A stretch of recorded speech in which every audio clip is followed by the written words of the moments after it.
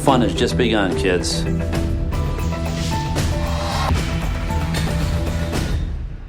It became clear there was a pattern from O.J. on that the chances of convicting people like this are very, very small. If you have enough money to hire a sound defense, you've got a pretty darn good chance of getting off. And that struck me as a really interesting premise, a jumping off point. He was always fascinated by the O.J. trials and by the Robert Blake trials and how these guys get away with murder. And what if you took those people who get these guys, away with murder, allegedly away with murder? What happens if just one time they were on our side, if they were on the prosecutor side for the people? What schmo would take that job? Come on. Me, a prosecutor? What are you? No. Come on, why not? I eat prosecutors for breakfast. They're my main source of fiber. What would happen if we actually went in there and you had a fair fight? You had a dream team taking on another dream team. And I hadn't seen that before. I live by 3 simple rules. My cutthroat manifesto. Rule number 1, trial is war, second place is death. Rule number 2, truth is relative. Pick one that works. Rule number 3, in a jury trial, there are only 12 opinions that matter, and, Ms. Troy, yours, most decidedly, is not one of them. Ian did the smart thing in creating the show, which is that he created a show with a main character whose voice is very much his own voice. And that's, if you want a successful show, that's what you do. I had my first kid, my daughter, during the writing of the pilot. And so I was thinking a lot about fatherhood and what that meant. It made me think about what it's like to be an older father and try to have that relationship and start it up. And that's where the personal side of Shark came from. Here you had a father who knew exactly what he was doing at work and had absolutely no idea what he was doing at home. A guy trying to sort of reconnect with his teenage daughter after being an absent father and a neglectful father. God, can't you see, Dad? I'm not a little girl anymore. You missed that part. While you were busy in here, I grew up. I know. I'm trying to make it up to you. You can't, because this is where we are. I mean, that's what the show's about. It's about a guy who crosses over and is seeking redemption, both in his professional life and in his personal life with his daughter. I am great, and yet I am humble. The title was always a really hard part of any show. It's always the most picked over and scrutinized. I came to think that this was a show about this guy. I mean, it really is a character study at the end of the day, and so I wanted the title to reflect this guy. So I started thinking about terms for lawyers that might not be the most flattering, because this guy is something of an anti-hero. That's where the Shark name came from. Don't call me that. I hate that. CBS liked the script immediately and were always very supportive and wanted to make the pilot. They picked it up cast contingent, which meant that we had to find someone fabulous for the role. It was created as a star part, and unless we got the right star, there was not going to be a show. It's a bit of a process getting that person approved, both at the studio and the network. His name had come up, but it was like more along of, we need a James Woods type, for this, and just like, we're just think, you're not going to get that person, but if you can get somebody and he grows into a James Woods stature, that'd be fantastic for the show. Les Moonves at CBS has always wanted Jimmy on his air, and he had never really entertained television series before. I talked to his manager, agent, who at that time said, he's never done a television series before, why would he do it now? I had no snobbery about TV. I actually love TV. TV's been very good to me throughout my career, but I never really had much of a desire to do the same character for a long time. He grilled me about everything and about how television works and why I think the show was going to work. I was really pretty moved at how complex the character was, morally, intellectually. Wouldn't you think that I'd get tired of constantly being right, and yet it never gets old? And we called CBS and said, we think James Woods might do this. And we were pretty much a go from the point of him saying yes. There's a lot of shows with great casts and great writing, and they just don't, for whatever reason, click with an audience. I think the main thing that makes our show different is there's Jimmy. Is there better television than me? Ian had written this very much the way it is, but it was Jimmy who really brought it to life and gave it the energy and the velocity. Oh, God, you have a plan. I do. Hey, talk to the bailiffs. Find out if Garrett met with his lawyers after we broke. My office, 10 minutes. Do I want to know? You don't. He has a use of the language. I mean, there's not a line that you write that he can't deliver and put a spin on and make work. You ever been to the bar at the Cypress Hotel? This is getting awfully close to custodial interrogation. Keep me posted. My first day on set with him, I just felt like, all right, here we go. This is it. This is for real. So after Jimmy came on board, it was time to get a director, and CBS was very, let's say, encouraging of us going to feature directors. And Spike Lee had just directed Inside Man for Imagine. It was 8 o'clock on a Friday night when I was on the phone with the head of drama at CBS, and they said, go after Spike Lee. I was really worried about it going over in the car. I was like, because you have Spike Lee and James Woods, like, you're trying to think what the common ground would be between these two guys, you know, either politically or socially or any way you could possibly think. I'm like, this could be, and if I'm supposed to be the guy who bridges the gap, it's going to be a very long dinner. And it turned out to be unbelievably cool because Spike is a really big film buff, and Jimmy's been in some of the best films the last 20 years. And he answered a ton of questions, and Jimmy had a ton of great stories about all the great directors he worked with and all the great stars. And we just sat there and laughed, and it was great. And those guys bonded right there. And from there on, it was really a joyful process. Spike Lee is just an icon. It was one of my lifelong goals to work with him. I didn't think that I would reach it so soon.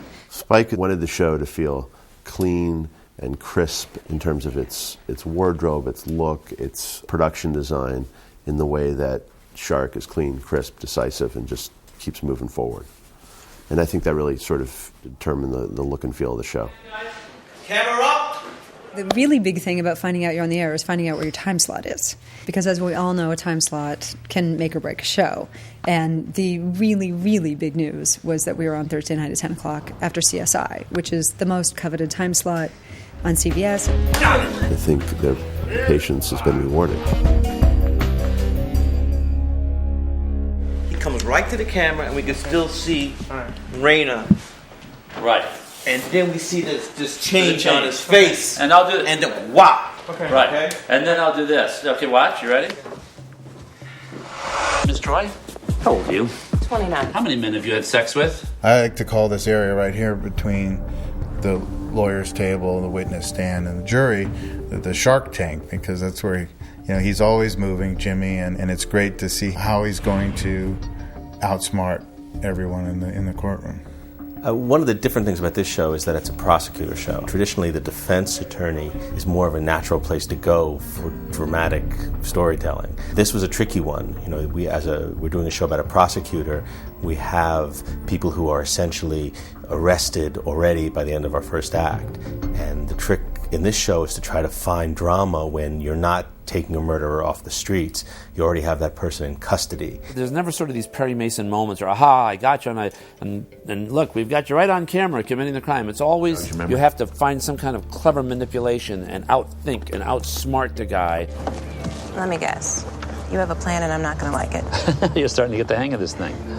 He finds a way to fulfill true justice, even if he does things that probably, if revealed, could get him disbarred forever.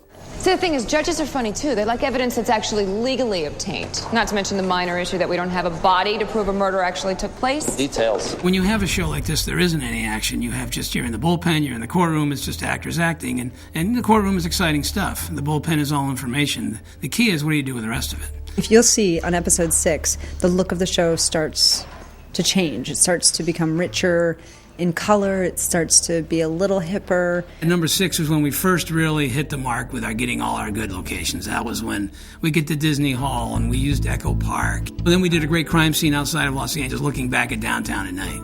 We started doing these crime flashbacks that give a little more sort of jeopardy and stakes and take you back to the victim emotionally a little more. We did all kinds of stuff. We shot in 8mm, we shot on video, we used all kinds of different formats just to create these impressionistic scenes at the top of the show. Rod Holcomb directed episode 6, and that was a turning point in the look of the show. After looking at the pilot, I thought that there was some room for creative photographic design. We talked about the possibility of modernizing it a little bit more.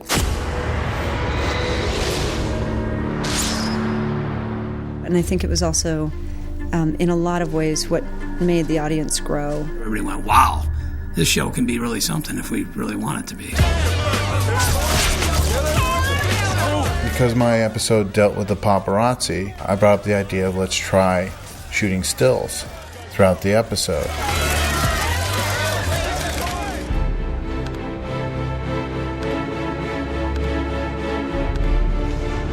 Some real avant-garde stuff. And I was really happy with the way they came out. It just added to me an extra punch, an extra flavor, an extra texture, if you will. We realized early on that we had to give our show some sort of visual style, and I always felt that there was something to be said for the fact that we were selling Los Angeles. They were really interested in playing, LA as another character, that they wanted the show to be very, very LA based. It's not the Hollywood sign, and it's not, the pier and stuff like that. It's the places where people go, the restaurants and the eateries, the real Los Angeles that we all live in. And I was like, nobody's doing this. No one's doing it on network television. Man, we have to figure out a way to do this because this is such a specifically Los Angeles show. Not only, the glitz and glamour of Hollywood, but really the undercurrent of what goes on in Los Angeles. The tough side, the political, the classes, the problem with the races, the urbanness. That's what we tried to do, is find locations that people could say, holy cow, that's amazing. That's what LA is. And if we're going to do a story about fashion in LA, well, people are going to go, oh my God, that's what the scene in LA is like. I think people like it, and I think people come to the show a little bit to sort of visit LA and visit a culture in addition to just the legal stories. Our pictures of Los Angeles that take us from scene to scene, we work really hard to do it. In Danielle, we got one of the most in-demand teenage actresses working right now. Yes, well, the scars of my broken home have made me wise beyond my years. And Danielle, I went after really hard. A little bit of begging and a little bit of Ian getting on the phone and explaining the show and the part, and I think she and Jimmy met, and through a course of time and negotiating, we finally, and thank God, finally got her, because, I think the chemistry between she and Jimmy is just phenomenal. We get to go toe-to-toe sometimes and really sort of battle it out. I asked you to be careful.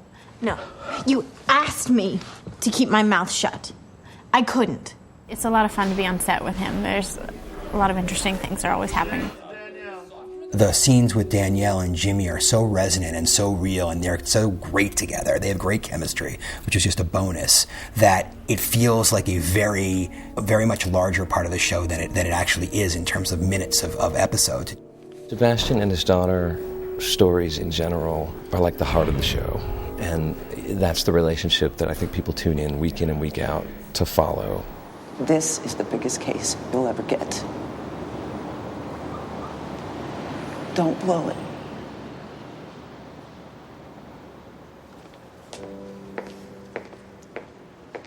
I'm always impressed with how many people I talk to who watch the show and are fans of the show who connect with that story, because there's something really ringing true about that relationship. Jimmy's character is sort of softened by his relationship with his daughter. Sebastian's basically never been a parent before. He's just sort of been, sign the birthday card and send the check. We started out the season with her coming to live with him and trying to build this relationship with him, and then over time it's deteriorated slightly. She went to a party, she had something to drink, and she got a DUI. And instead of calling her father, she called Isaac, who's played by Henry Simmons, who's the investigator who works for Sebastian's unit. And he came and bailed her out, but then, without her knowing about it, told her father about this. So he knows, and he confronts her about it at the beginning of the episode. So, got a court date yet? Yeah. Prosecutors tend to find out when their daughters get pulled over with enough booze in their bloodstream to flambe a lamb chop. And we've really tried to resist the classic, well-worn trail of getting her involved in drugs or dealing with the loss of her virginity and all the things that have been the staple of teenage drama. We've tried to find new things to do with the two of them. You need me.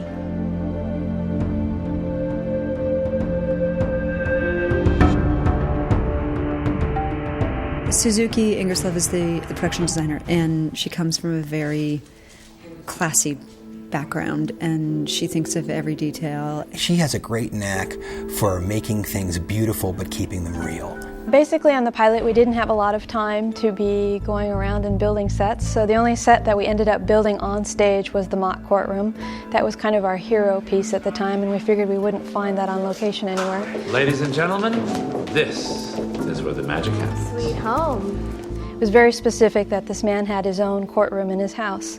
So where would you find that? So we came up with this whole pitch that we would build this beautiful courtroom. It's what somebody's idealized version of a courtroom would be. And then we put windows on one side of it that looked onto a whole view of LA so that it looked like his dream courtroom in a house, because we figured if you just built a courtroom with 4 walls, it would look like a courtroom and nobody would know where we were. The mock courtroom is exactly what it was in the pilot, and I think that was probably the biggest triumph design-wise. It's a beautiful, classic space, and it's a unique concept. Suzuki designed it, and we all said great, and it is to this day what she came up with. I never make an argument in open court before I have perfected it in this room. We tried to make the hallways more interesting, use the grandeur of the hallways, try not to make it like what the real Los Angeles hallways are fairly plain and simple. The fact is that courtrooms are wood, and that's what really sells you on what a courtroom is. You know, they're not like really pretty places. It might not look like your average courtroom that you get brought into for traffic court. We wanted it to have a sense of grandeur and a sense of things at stake, and there's a richness to it. There's a reason why Stark wants to be here every week. Hostage is the one we did the new courtroom for. That was that we wanted to really show off our new courtroom, and spent 4 days in here shooting it, 4.5 days in here.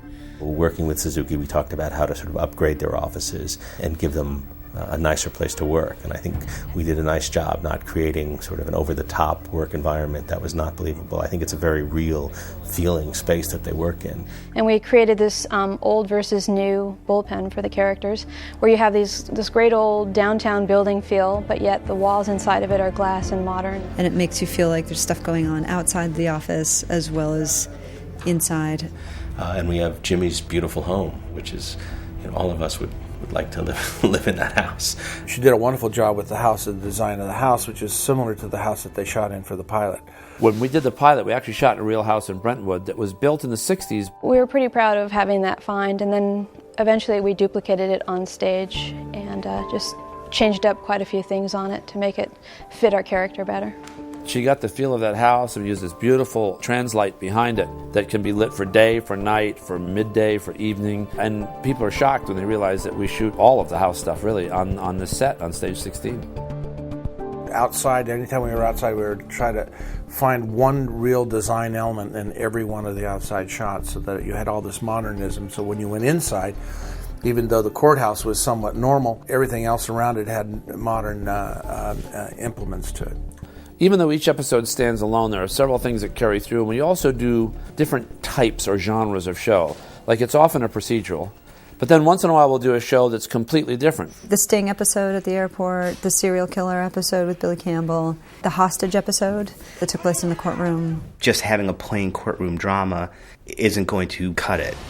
People want to see some spectacle. They want to see something exciting. We get to episode 8, it's like, hey, wouldn't it be nice to, instead of just arresting this guy, how about the guy runs away and we chase him through Pershing Square, and we did this great chase, and Ian Biederman really liked it, and we started adding little bits, and it's more for the audience to see something exciting instead of always just talking heads. That's the key to these shows, is trying to make it more interesting. There's so many different looks to LA. There's so many areas to exploit and explore. These cases can really go anywhere. It's one of the things that Sebastian does is that he loves to play poker. And so we'll have poker. One of the poker games we had Wolfgang Puck, Bob Shapiro. It's fun having the real people in. Judicial restraints. Coffee? Dance concert. There's a certain stickiness to these characters, so once people come, they keep coming back, and I think for a first-year show, it's delivered enormous consistency of quality and quality of storytelling. But I think the writing is fantastic on the show, and the episodes have gotten even better and better with the season. Law can be very cold, but when you also combine those sort of tricks of the law with something to root for, that's both the biggest challenge, but it's also what makes it the best thing about the show. When you ask for what is the success, that people are tuning in to see James Woods perform. Your tribute would embarrass me if it weren't so richly deserved. I think the show's gotten better and better, and as we head into the second season, we're not satisfied. There's a lot of changes to come. There's a lot of new things. I think the show has room to grow and a lot of potential, and we intend to work hard to make season 2 even better.